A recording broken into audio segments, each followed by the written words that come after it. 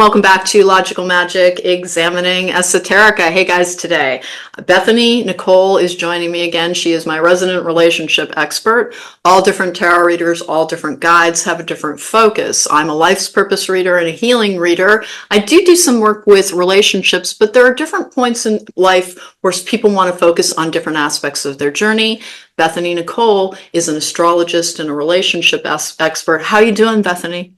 Good. How are you? I'm doing pretty well. We've been having a fun discussion before we got on here. There's always a little bit of a warm-up time on getting ready for the podcast. But today's particular topic is about infidelity. Why do people cheat? And I'm going to ask everybody to kind of put the kind of knee-jerk judgment that we have about what other people do on the shelf for a moment. Try not to have an emotional reaction, because when we understand something, it brings our emotions into better balance. And so many people have experienced infidelity. Some people have cheated and thought that, like, this isn't my base character. Why am I doing this?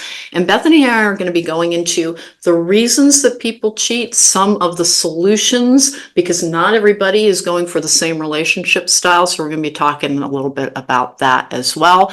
And we're going to address also how to heal from what feels like a betrayal of trust, and having the information, and it is a betrayal of trust, but having the information as to what made someone do something that didn't have to do with doing something to you, but rather not understanding an aspect of themselves.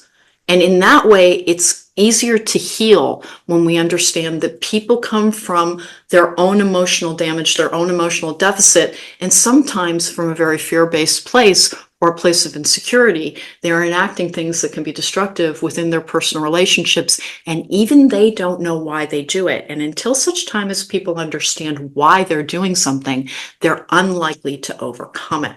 So, Bethany, before we get started, let's do the housekeeping. You can find me at therisingmoon.com if you need me for a tarot card reading or a life coaching session. You can find me at YouTube at Chromecast at The Rising Moon, where the video versions of these particular discussions and interviews go up. You can also find me at my Patreon, where I give Spirit Guide Weeklies and Spirit Guide Monthly readings as well, that help people on their healing journey and connect them to their archangel messages, because I work almost exclusively with archangels in the work that I do, because I guide people on their purposeful path.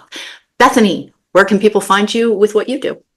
Absolutely. Yeah. So they can find me at bethanynicole.com. That has a lot of kind of what I do and where they can go to find it, and book sessions. I do astrological consults as well as astrocartography. I specialize in the relationship aspects of all of that and relationship energetics. So I really enjoy doing those sessions, and you can kind of figure out what those are all about and book them through bethanynicole.com. And then you're an author as well, and you've been on here before discussing the energetics of relationships. You have a book that helps people understand the energetic building blocks of their attachment styles. And when we understand that, we're far more likely to find the love that we are craving and looking for. First, you have to look within to understand what it is you're trying to fulfill within you to truly bring to you what you need. Because until then, you're kind of casting about in the dark. And what Bethany does helps shed a light on that. And what I do sheds a light on what the other aspects of your life are trying to help you figure out. It's not that I don't prize relationships, it's just that I really do think that different readers have different gifts and different focuses. And Bethany's is more about making your stars align to find your soulmate connection and to connect you to also your own authentic self and your own divine soul. Let's start talking about how long can I stall on talking about cheating. We're going to talk about it now.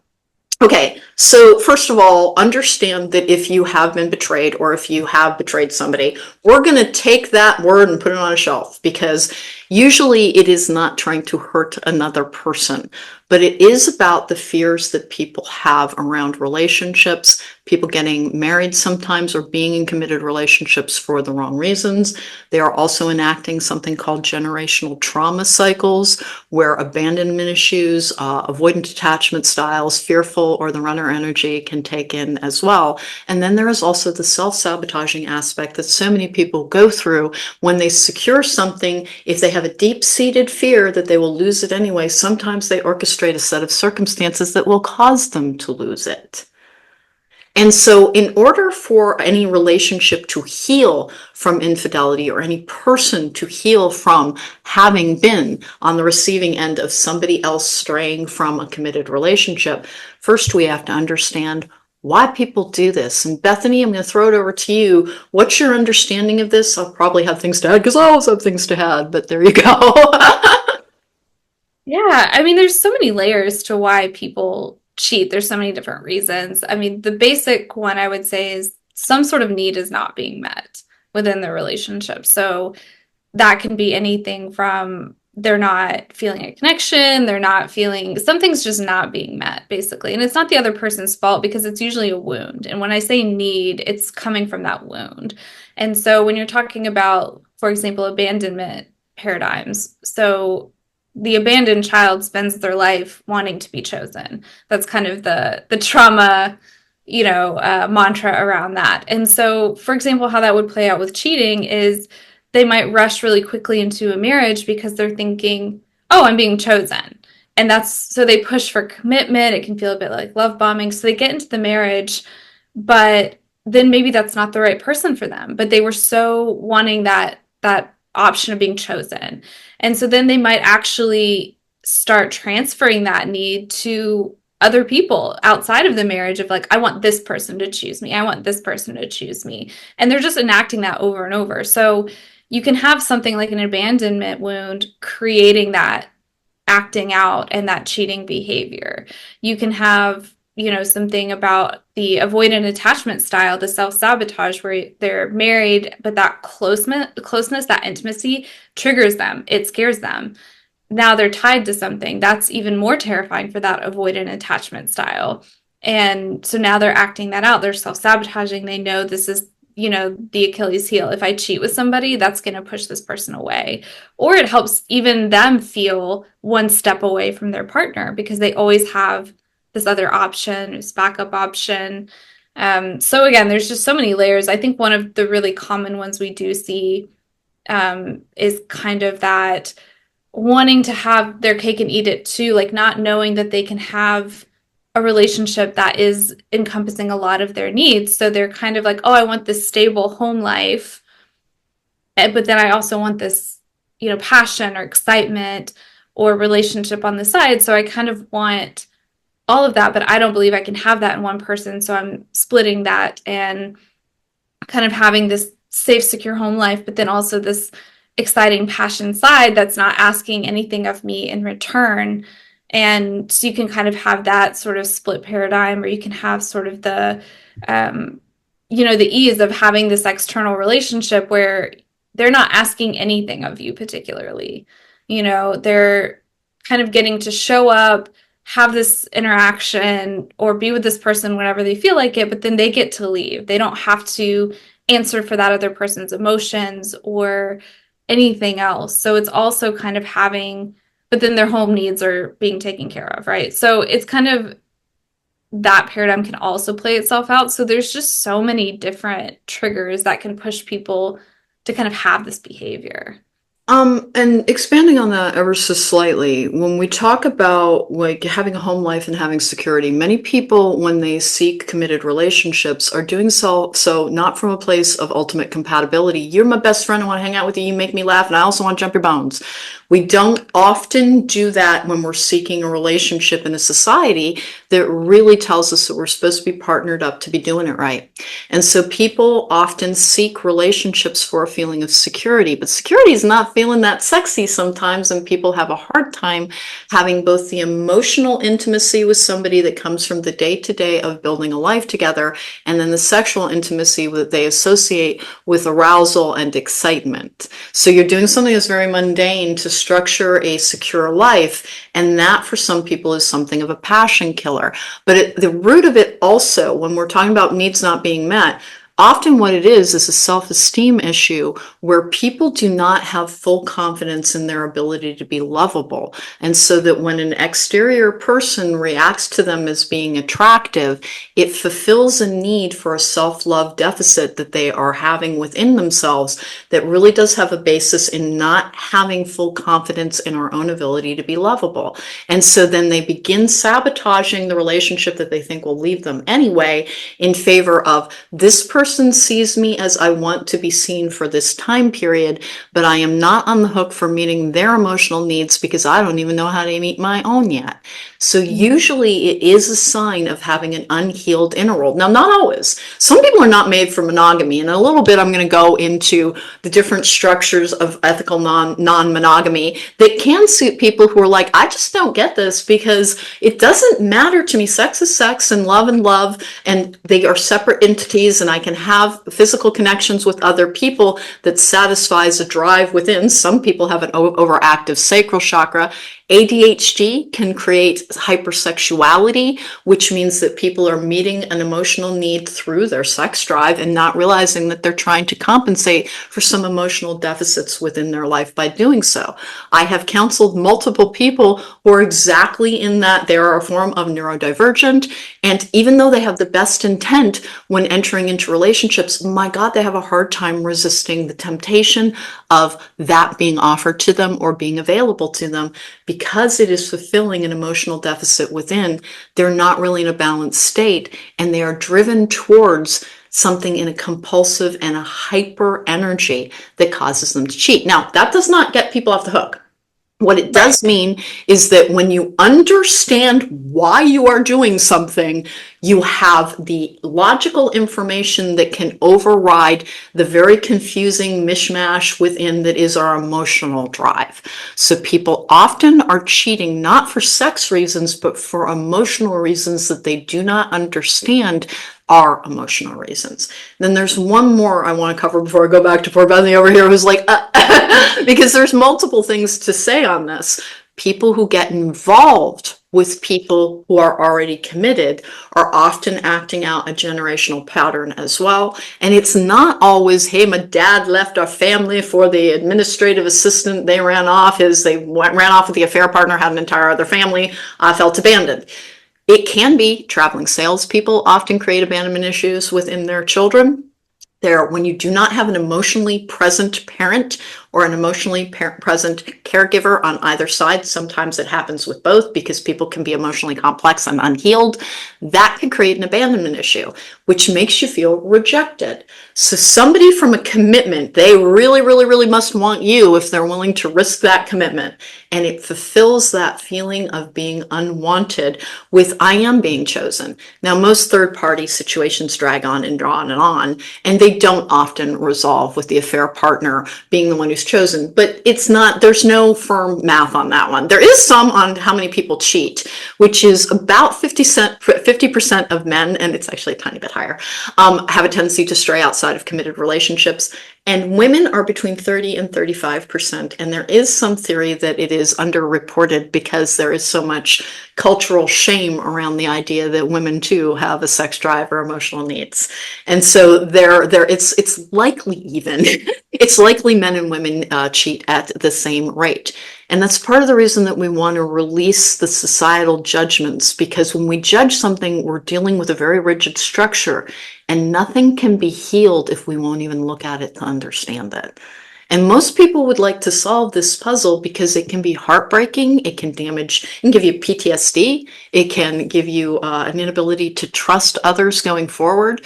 Understanding this can free you from the idea that someone has done something to you, and instead they have done something to themselves that is self-sabotaging in losing you. If you've been a very good partner and someone has gone outside the relationship, it is often not that you've done something wrong, but that the person who is strayed does not fully understand themselves. Also, we get married for the wrong reasons. We outgrow people sometimes. Sometimes it's that simple as we go through different stages in life. Bethany, when I was talking, I saw you go to add something. So what were you trying to add? No, I was just agreeing with you. Like everything you're saying is just dead on, right? I mean, there's just so many different reasons, but yeah, I think if we're judging it, we're not solving that problem, because obviously if it's 50% and our judging it is not eradicating the problem, it's not enough of a deferment for people to not do it, because when it's that drive to meet a wound or a need or something that's not being fulfilled, that's going to win out over other people's opinions. They might not openly do it, they might be trying to hide it, but it's still, those feelings, there is no away. Those needs, those feelings, they don't just go away. So they're just going to come out in less appropriate ways, but they're still going to try to meet that need. So yeah, I think looking at it from the light of like, okay, well, what's going on here? What has led to this? And then trying to unravel that is so much more productive than, saying like, oh, that person just is terrible. And, and that's not to say that people should forgive and forget and stay in that relationship. That could splinter the relationship. And a lot of times it does, and which is understandable. But I think looking at it as more of an issue that needs to be unwound and explored and brought into the light versus just labeling someone and kind of shoving them off to the side. And I think, we really don't know how we would act in certain situations until we're put in them. And so there's just no point really in taking the judgmental piece of it, as opposed to looking at it for what it usually is and unraveling it. Not that it's a desired behavior, and we can absolutely choose not to be with someone who seems to enact that, or if they've cheated in every relationship they've ever been in and have never done any work on it. Like, yeah, maybe we don't opt into that relationship, but it's still not from a judgment place. It's just like, oh, okay, you've got this thing going on that you need to address before you can be in a healthy relationship. So it can be awareness and it can be preferences and, standards. But I think, yeah, taking the judgment out of it allows us to look at it from the lens of awareness of what is actually going on with this person and why is this such a phenomenon. And if over half of marriages are breaking up and over half of them are, there's infidelity within them, something's off, right? Like something's not working. So, well, can we talk a little bit about monogamy and what it is? And obviously I don't mean from the mechanics of it. We all know what monogamy is from the physical 3D aspect. But what does monogamy mean to people within the emotional realm? Because there are entire cultures, particularly outside of the Western cultures, where we have a very traditional structure that, by the way, is about maintaining a society. It's about everybody paying their taxes on time and owning property, and they want people coupled up and, in their categories and in their boxes. And so our society tells us to lock down that for security to help maintain the foundational structure of society. So monogamy has its roots within a societal structure as well. But to the individual, seeking monogamy usually has to do with emotional safety and feeling like if you really love me, then you would only share that part of you with me. And some people are not constructed that way. And there are entire societies, we all make jokes about France, but it's not the only one. There are a lot of different societies within this world where it is assumed that you will keep the secure foundational societal structure of a marriage, but people go outside of it to experience the thrills, because sometimes it's not about attachment disorders. Sometimes it's about the mundane's been getting me down with the bill paying and the working and the children and all of that, and they're seeking a feeling of excitement and challenge, and even the risk that can bring a feeling of excitement to a life that can become very mundane. People seek monogamy for different reasons, and they are structured into us from religious structures, from societal structures. But the one we need to understand is the emotional meaning of monogamy to a particular individual, and why it is a necessary thing. Now, some people will recognize, you know what? The person I'm with now was with people who before me, and I don't really give that a lot of thought because it's just a thing you do with your body, and they choose to be with me now. And some people are able to address that. Some people are incredibly jealous of past partners. Now, when you hear the word jealous, I'm going to ask you again hey, I get that we all have this defensive posture around things, but just put it down for a moment to listen to what jealousy really is. It is based in insecurity and fear of loss. that somebody else will be more appealing, somebody else will have more, somebody else will be prettier or sexier or whatever it might be. And that's where jealousy frequently comes from, is a fear of loss, which can have its roots in fear of abandonment. It can also be engendered in people from sudden and traumatic deaths within their childhood as well, because that, even though it does logically, people usually don't choose to die, although that can happen. Usually a traumatic death has to do with illness or an accident, but the emotional feeling of being bereft creates an abandonment issue within.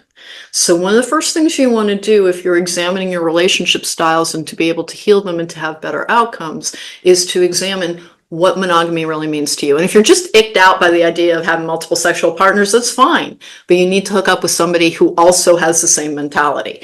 And that is why moving slowly in relationships is one of the best ways to make sure that you do not build a secure life that is then wrecked by the wrecking ball of an exterior party taking that away. And I'm not villainizing anybody on this, not at all, because people cheat for very, very complex reasons.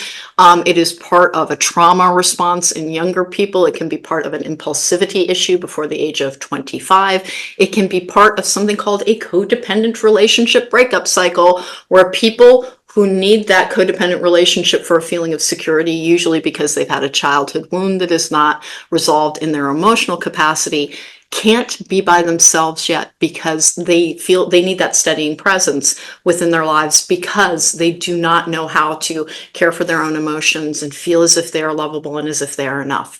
And so they will leave one relationship for another. And that is an incredibly common dynamic within any form of trauma healing and in any form of codependency.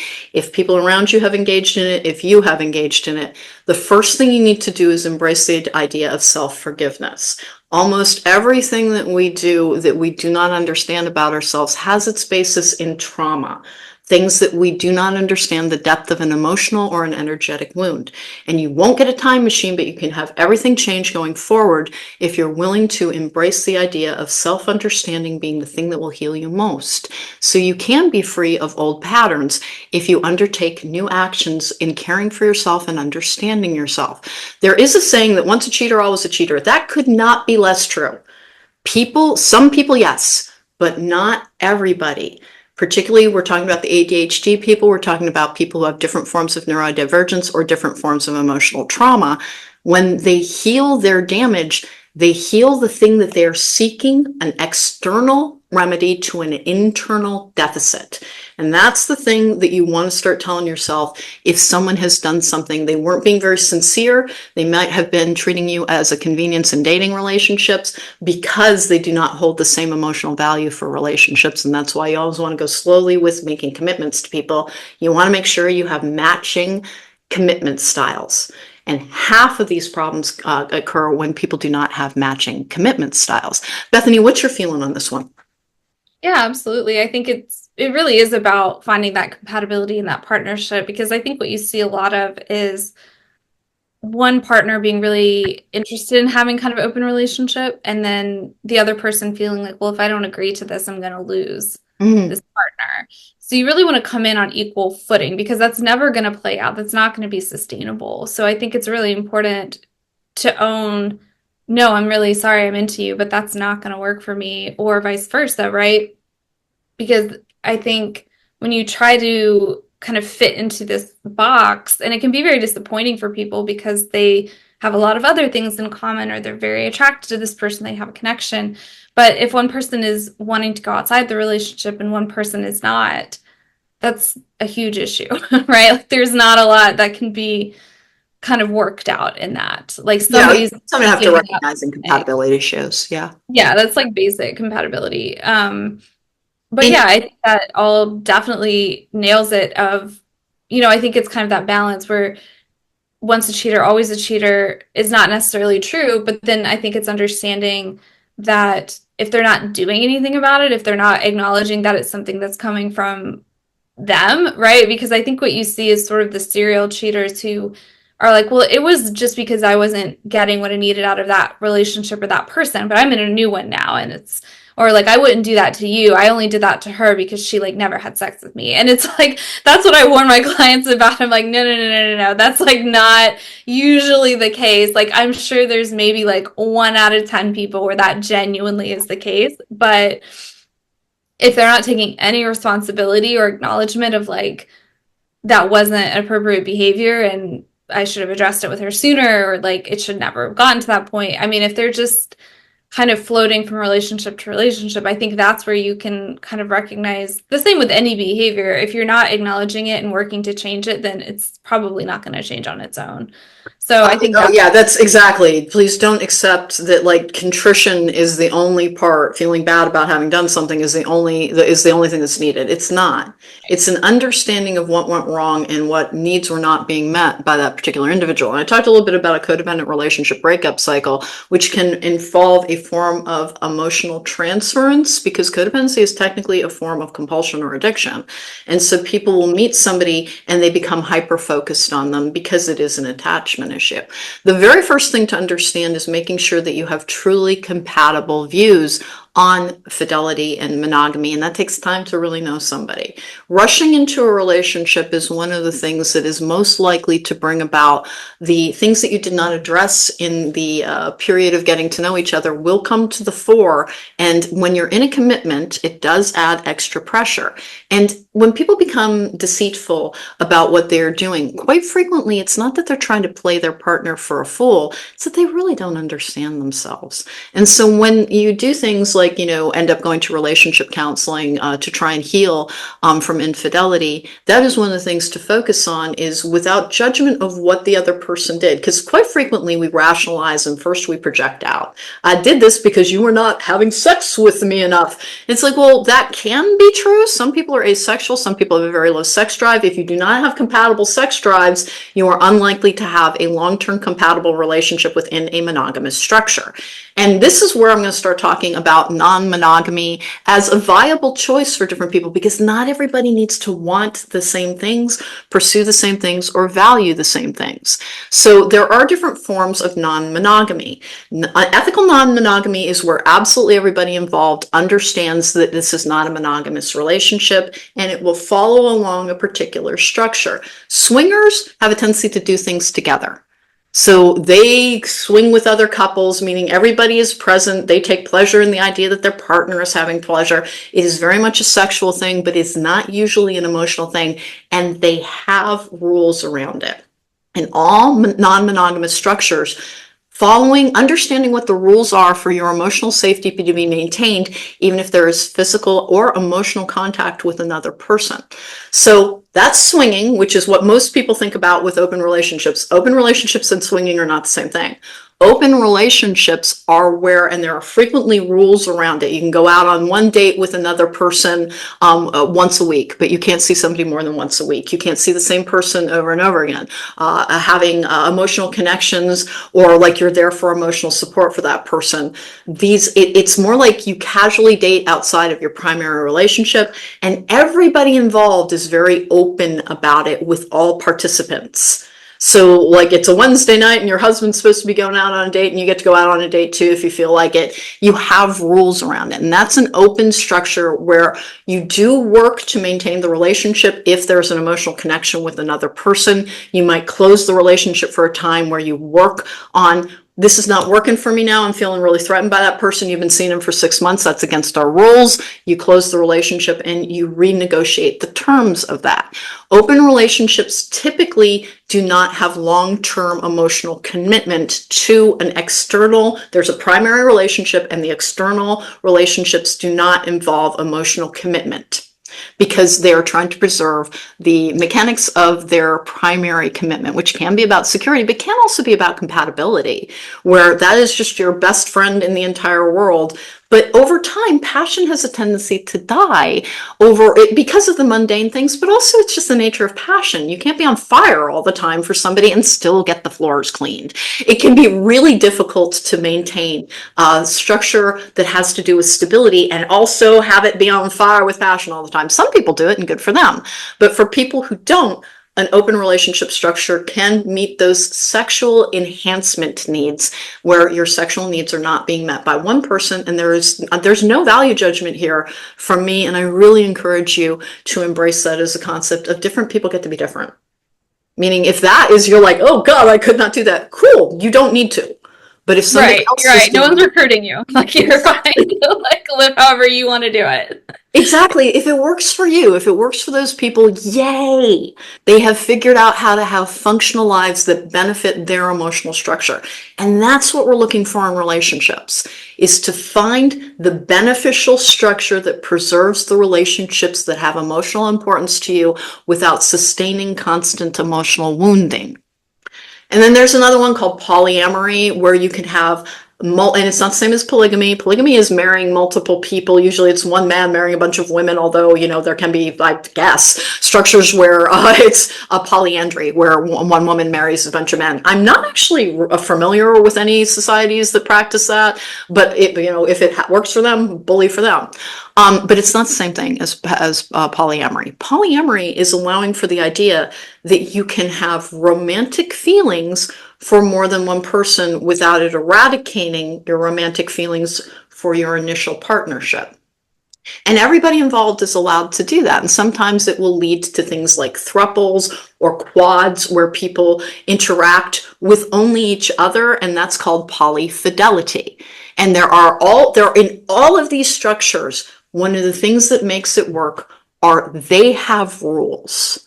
So if you're starting out from the place where monogamy is your only answer, and I will be candid, like I honest to goodness, I don't know where I stand with that from a personal standpoint. I like being single at this point. So I don't really have a voice in this, but I work with people who have all relationship styles. Figure out what the relationship style you want is, and whether or not you can accommodate someone else's different needs. Because if you're doing it for the safety and security of a relationship and repressing the resentment of, I don't like that you're connecting with somebody, I don't like that you're touching somebody else like you touch me.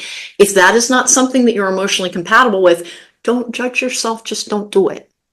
Yeah. And I Don't think that's a big participate in one. structures that don't serve your emotional needs. And that is one of the best ways to avoid the damage from infidelity for some people. Yeah. And I teach clients with that because I think we can get really in our heads about it of like, oh, well, am I just not being open to this, or should I be more laid back about it? And I just kind of really teach them with that kind of stuff to go into your body and what is your body's reaction to that? Because that's really something you can count on. If it feels like a gut punch, if it makes you feel kind of nauseous, if you feel yourself kind of curling up, then that's your body telling you this doesn't feel safe to you. And And you safety don't have is to be primary. in your head. Yeah, like you can It's say, primary to intimacy of any kind. right, because it is a physical act a lot of the time. And so if you're physically uncomfortable with someone else being inside your relationship, pay attention to that. Don't try to talk yourself out of it. It's a very initial reaction. Like your body knows, your body's keeping the score, right? So if your body is telling you something's not right about that situation, then trust that. And that's something you can, use with cheating as well. If something feels off about your relationship and your physical body is kind of turning away from that partnership, then you should listen to that. And that's actually, there's a book, I think it's Glennon Doyle's book, maybe Love Warrior. I don't know. It might be the one before that, but she talks about, very openly, her husband had, I think they qualified it as a sex addiction. Mm. And so he cheated on her just like their entire marriage. And she had talked about there were just times that she felt really like physically used by him, and she couldn't quite, and disconnected, and her body would really tense up around him. And she couldn't quite figure it out because they didn't know, he hadn't revealed any of it yet. But then when he did, it was almost like she realized, oh, that I understand why my body reacted to him that way now, because he was basically physically using her. He was kind of trying to draw on that energy and meet that need, which, we can always kind of pick up on when somebody's using us to fill a void. We feel that, we understand that intuitively. And so yeah, that's one of the things, especially in any kind of relationship or intimacy, cheating, polyamory, any of it, what does your body tell you? Because the people who are successful in polyamory are the ones who genuinely feel good about what they're doing. Like they're relaxed about it. You could talk to them about it and their body language does not change, right? They're calm. They're maybe even a little excited about it, whatever. But if you're talking to somebody about an open relationship or polyamory and they're kind of like tensing up, or they're like, well, I guess it's okay. Or like, my partner wants it. It's like, you don't have to be okay with it. Like, it's okay. Like, trust your body with how it's responding to these situations and people. And when there is that severing, that cheating, that betrayal, you have to recognize that it'll take your body a while to get back on track with this person, because it's experiencing that betrayal as well. And so it's not something to discount. It's actually something to really tune into with all of these situations. Like, how is your body reacting to it? The other thing to do is remember that you need to separate the idea of security and connection. And so if you're agreeing to an open relationship style or polyamory or swinging from a standpoint of like, I'm afraid of losing what I have, it's not going to work out. It's not going to work out for you, because you're not coming from a place of emotional acceptance. You're coming from a place of, I have to hang on to what I have. And so that is like the building block of having just tremendous jealousy over a partner's other connections. And it will make you feel diminished and less than and not good enough. So always make sure that agreeing to any changes within a relationship from a fear-based place is actually a form of self-sabotage. And then again, other people have different emotional needs. And if you're not in a compatibility place, it is much better to release relationships that aren't truly serving your emotional needs. Don't twist yourself into a pretzel trying to keep somebody because you're like, but you're the person I want. We want things that aren't good for us sometimes, and we have to recognize that and be able to break any toxic relationship patterns that we're having.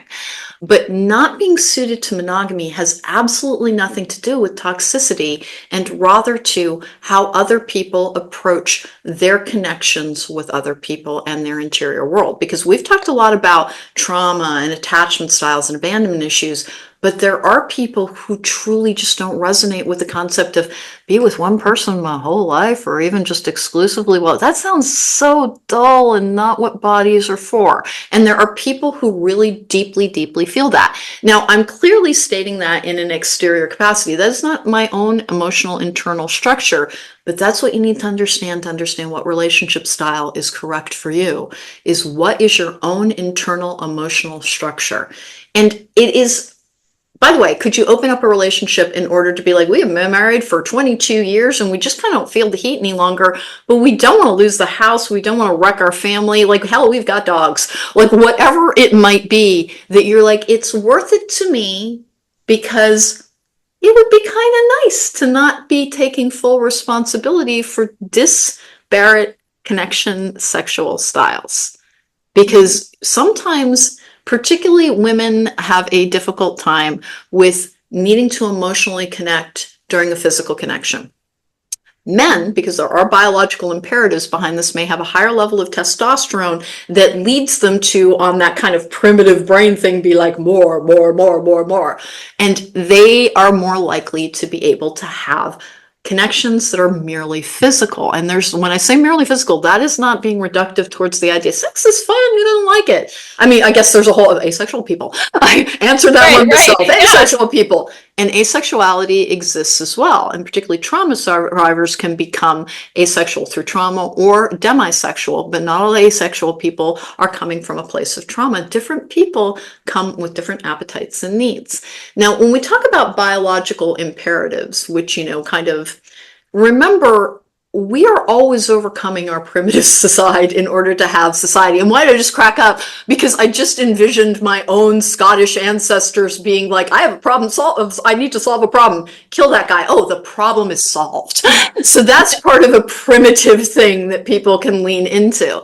We're able to overcome our more hardwired biological imperatives to serve our emotional worlds better. But some people are genuinely, they don't want to overcome that part of themselves because it's part of what makes them feel alive and vibrant. And so the real key here is not in, is monogamy better or is non-monogamy better, but really understanding what is best for you and why. Because if it's at a very surface, like, I am repulsed by that, why? Why? And just keep sifting down to, does it make you feel unsafe? Does it make you feel unwanted? Does it make you feel unloved? Do you feel like if somebody really loves you, they're not going to want another person? Because that's where the whole, like, what if you have disparate styles with this person has a bit too much testosterone or has ADHD, where they really do have hypersexuality? So you would need to go for counseling to see if the relationship is truly salvageable, or you can use workbooks and everything. But sometimes we simply have to accept that this relationship is something that no longer belongs in my life, because it turns out as we grew apart.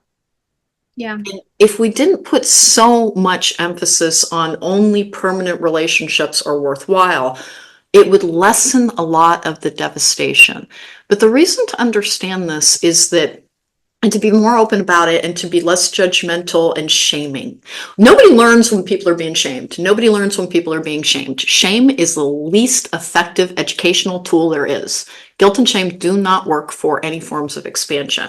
So ideally, what you would want is the type of relationship, even if you start out from a monogamous place, is where you're open to discussing physical and emotional needs on an open level. And if you do that, without you're saying your needs aren't being met, that means I'm doing something wrong. That's not what it means. It means I'm doing what I can already. If you have needs beyond that, we need to examine the longevity and duration of this relationship to see if it can go forward.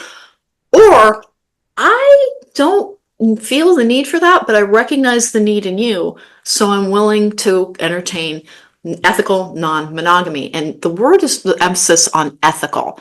If you're open and you're honest, and try not to take what somebody else does as being solely about you.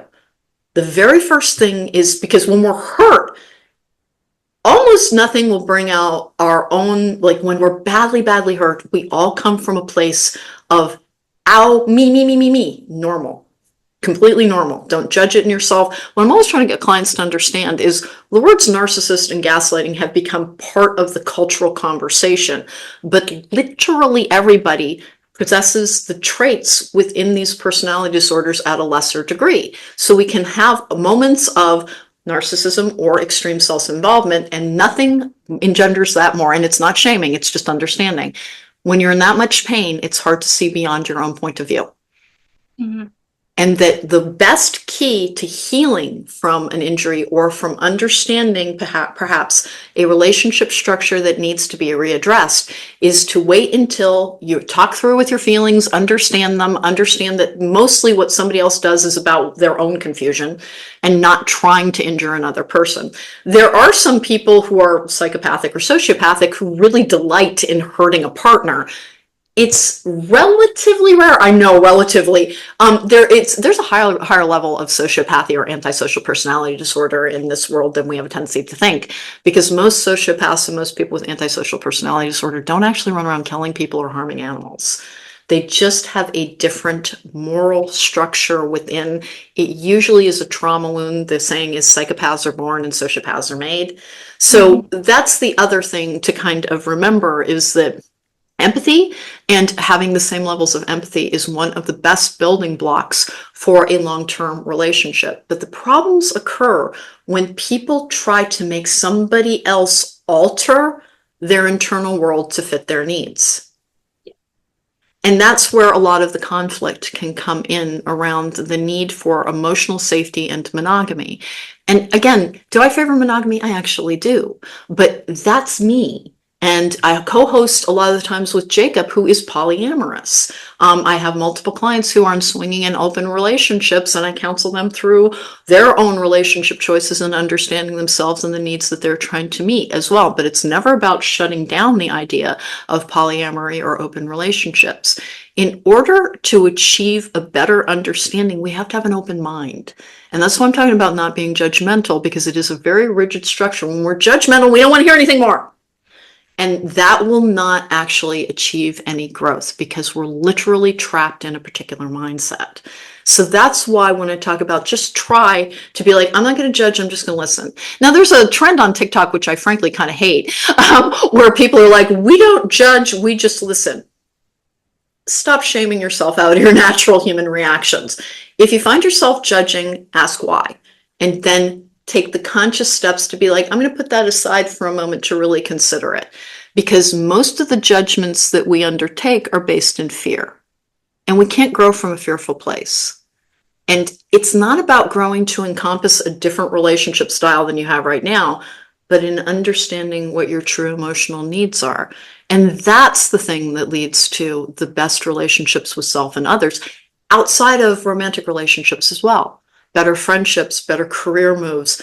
Understanding what your emotional needs are is the best place to start from when approaching anything within a relationship with self and a relationship with another person.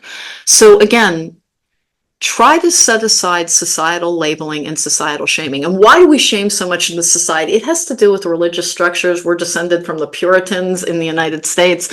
England's got quite the history with their own Anabaptists and all kinds of things.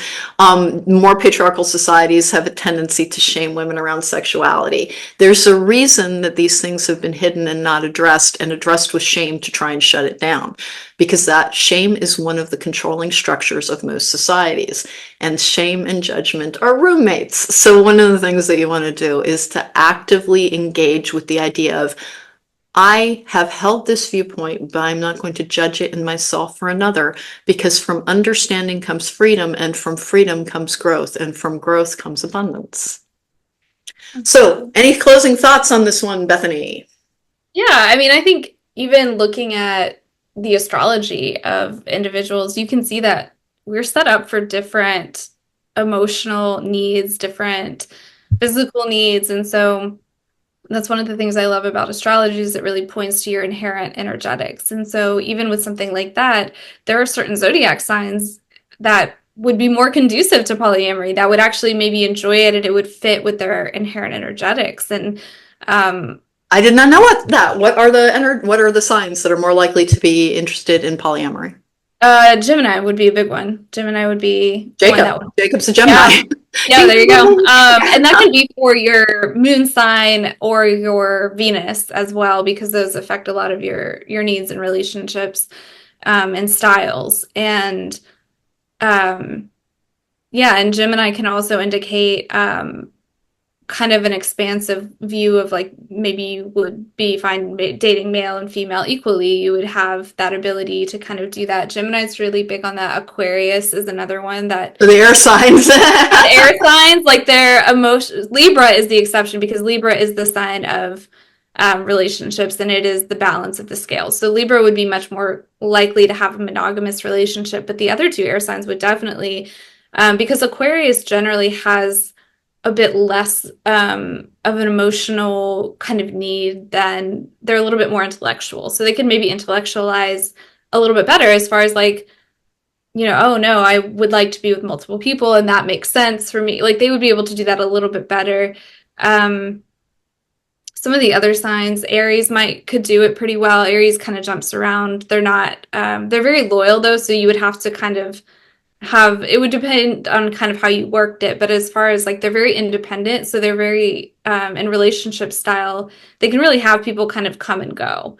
Mm-hmm. They could get a little bit tricky around that loyalty piece. But if they kind of had maybe like a partnership that was really rock solid, and there were a lot of rules around kind of the openness of it, they could get on board with that.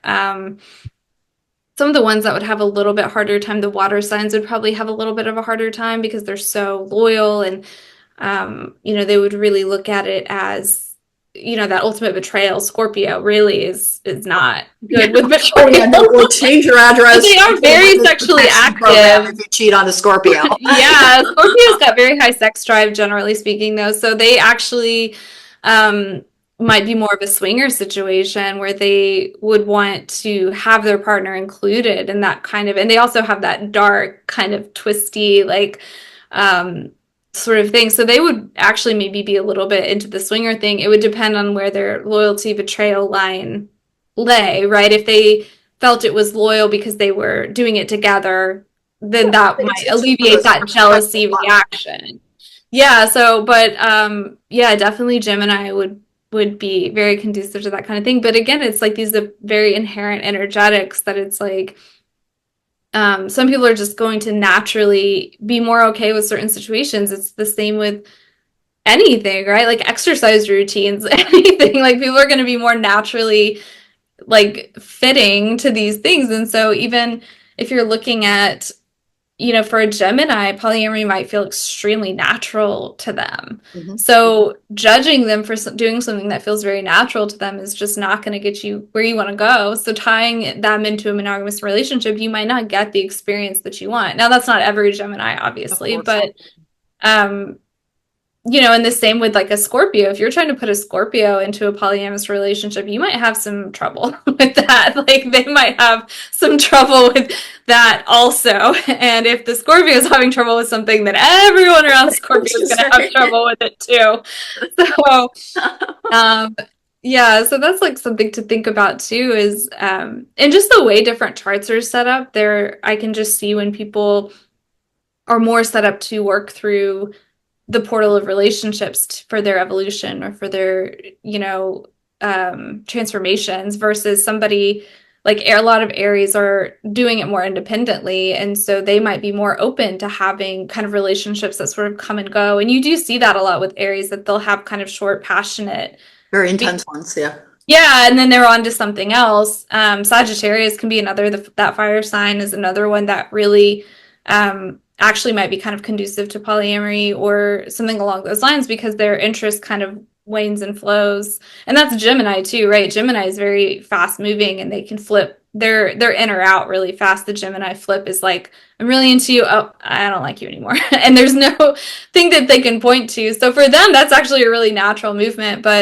And Sagittarius can be a bit like that too. They're very passion led. So where their heart and that fire takes them, they're going to go. It's usually seen more in the sense of travel and things for them, but it can show up in relationships where they're, they have these short bursts of, they go to Thailand for 3 months with this person and then they get back and they're like, oh yeah, I don't like, I don't like this anymore. So like they have that tendency a little bit as well. And so yeah, there are just different signs that I feel like might be a little bit more conducive to it. And then signs that it would just be a really poor fit for them. And it's not, laid out in stone, but. And we all deviate from, for most of my life, I gave almost no validity to astrology because I am actually a Taurus and absolutely nobody gets that about me when they first meet me because I am not stereotypical on any freaking level. Everybody thinks I'm a fire sign and I'm not even. Yeah, I would 100% say Aries. I represent in readings as the Queen of Wands. I literally never come out as anything else. So I have fire sign energy. Guess what? It's not in my chart. I am a Taurus sun, a Virgo moon, and an Aquarius rising. And if you go and you look up what is the personality of a Taurus moon, a Taurus sun, a Virgo moon, and an Aquarius rising, they are describing me to the T. It is creepy. For a very, very, very long time, I was like, yeah, this has no validity because, Tauruses are known for being liking food a lot. I struggle to eat. Sometimes I get I really don't sometimes I really don't enjoy eating at all. I'm incredibly active. There's a whole bunch of things. Now, there are lesser Taurus traits where if you buy the same outfit in a bunch of different colors. So I have that type of thing. I was like, oh yeah, that's a Taurus trait that I have. I can be stubborn, but actually not because I change and grow pretty easily and I like change as well. So for a long time I was like, yeah, this doesn't really fit until I got an expanded, sun, moon, and rising reading on what my personality would be. And it's the Aquarius one that actually leads me tremendously, which is my rising. And that's the other one. Say, the not eating, that's very Aquarius. Yeah, I'm super analytical and I can be a little bit when I get into a headspace, I can seem almost a little bit cold and withdrawn. And that's also part of the Aquarius rising, which is my main connection to what I do. So the reason I'm bringing this up is that people can react to astrology with an eye roll, or they're super duper invested in it. please remember this is a basic understanding of what your emotional structure would be, what your energetic influences would be, and to look for the ways to understand your own structure. Because even though I dismissed it for a long time in my life, when I read that personality trait description, I was like, okay, so much for me being a unicorn, because that's me. Yeah. That is my entire emotional structure. And again, Aquarius was the one that had a lot more influence on how I act, what I do, how I think, how I structure things, that I can be way over analytical. All of the things, a lot of Aquarius traits are present in me, but I'm actually a double earth sign from the things that most people associate astrology with. So if you're confused as to how am I going to get the best love out of it, because I want monogamy or I don't want monogamy, one of the first things to do is approach yourself for understanding. Because until you understand what you actually need and why you need it, which is another really important part of meeting our own emotional needs, is understanding why, where'd it come from? Can I compensate for it in a different area? Can I resolve it through healing and release that need? These are the self-understanding comes before having a better relationship with other people. Have a really good relationship with yourself, and you will be unlikely to waste time on people who do not have compatible goals with you. You'll also not be looking to another person to fulfill your emotional needs because you're able to meet them. Doesn't mean you won't accept things from other people. It means that you won't hang on to the wrong people because they're meeting a need and you're trying to get them to meet other ones that they're not comfortable meeting. And when we're really talking about what causes infidelity, it can also be a very fear-based thing about midlife crises, worrying that this is all there is, this, paint by numbers day after day. Simple boredom can go into it as well. Most of the time, in infidelity, in people straying outside of committed relationships, the other person genuinely does not want to hurt their partner. It is why, quite frequently, people who are engaging in infidelity begin to treat their existing committed partner more kindly. Mm. Because they know they're doing something that they shouldn't be, but they have their own reasons for doing it. They couldn't resist, or they just weren't like, hey, I'm kind of a freak in the sheets and you're not any longer because you take care of kids all day and that's okay. I'm not in any way dismissing the emotional damage from infidelity, just saying that it hurts people so much. They can be so heartbroken. And we're trying to put together the toolkit for you to rebuild your ability to connect and to attach and to find the love that you need, regardless of the relationship style that ends up being right for you.